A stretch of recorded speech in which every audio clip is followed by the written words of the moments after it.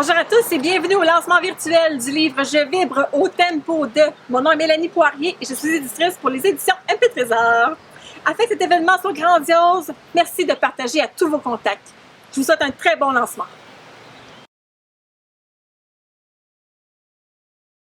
Bonjour, je suis Michel Bouvrette, je suis résident et natif de Saint-Jérôme dans les Laurentides. Lorsque j'ai reçu cette invitation de MP Trésor de participer à la fois avec la photographie, la peinture et la poésie, ça m'a beaucoup intéressé.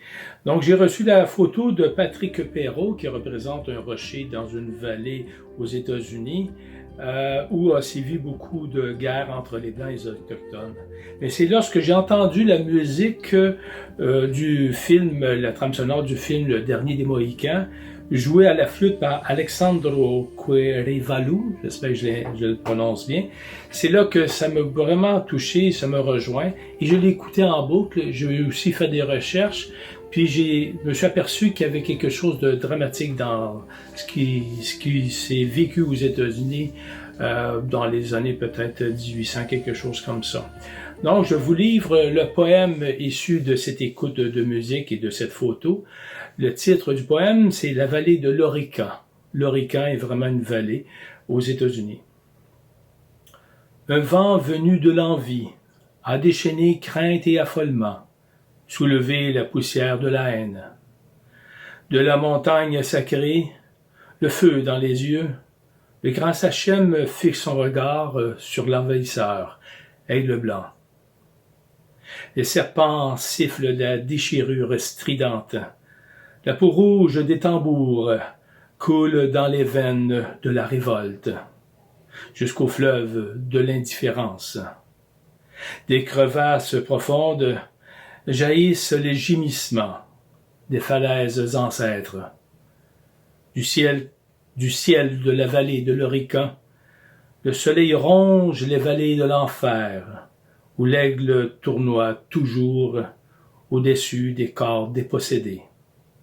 La terre-mère pleure encore ses enfants. Donc, c'était le poème La vallée de l'Orican, qu'on pourrait transposer sur des situations qu'on vit encore dans différents pays. Alors, je vous souhaite un bon lancement de livre que j'ai hâte de tenir dans mes mains. Et continuons aussi par les arts à vibrer au tempo du temps qui passe. Bonne journée. Alors, bonjour, mon nom est Patrick Perrault.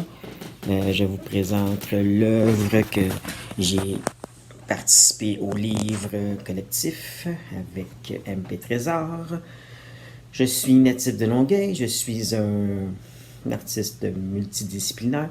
Dans le livre, j'ai choisi de prendre une photo numérique du Nouveau-Mexique, un voyage que j'ai fait quand j'ai entendu la chanson de Alexandro Querivalou sur Le Dernier des Mohicans à la flûte de Pan.